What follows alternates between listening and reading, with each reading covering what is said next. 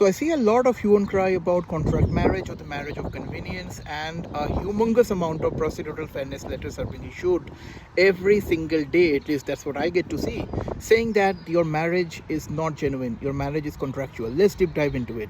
Sometimes people think that if their marriage has not been performed in a genuine way, with the lack of participation from the family members, that's considered as ingenuine marriage. That's not really true. The law says that the purpose behind the marriage is an immigration status. The whole and sole purpose behind the marriage is an immigration status, and only in that case, the marriage is to be considered as a marriage of convenience or contract marriage in accordance with the regulations. So let's say, for an example, if you have performed a big fat wedding, okay, all of your family members have been invited, it's a gala wedding and whatnot, but because of some kind of a problem in the whole procedure, I'm not talking about the marriage, but maybe the kind of proofs that you have provided, etc., in your family class or spousal sponsorship application, IRCC comes out to you and says that, you know what, the marriage is not genuine because the purpose, the main motive behind that marriage is a marriage of convenience. So sometimes people fail to understand this, and then they end up receiving a procedural fairness letter. So how to avoid it?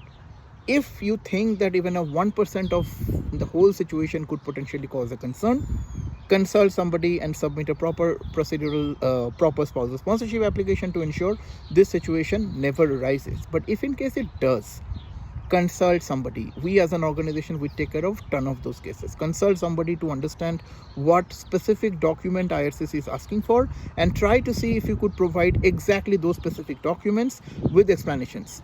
Not providing those documents, particularly the photographs, and only providing the explanations, if IRCC is asking for photographs, for example, does not always hold true, okay, and it causes some kind of concerns.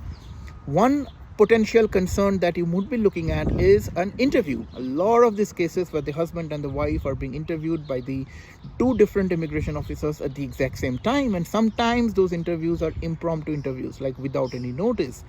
They will ask you, both of you, the same bunch of questions, and since see there is a parity in the responses. So a lot of the situations could potentially be avoided if you're able to submit a proper spousal sponsorship or a family class application. For professional assistance, more than welcome to hop into nuvonation.ca, book in a professional consultation. Happy to deep dive.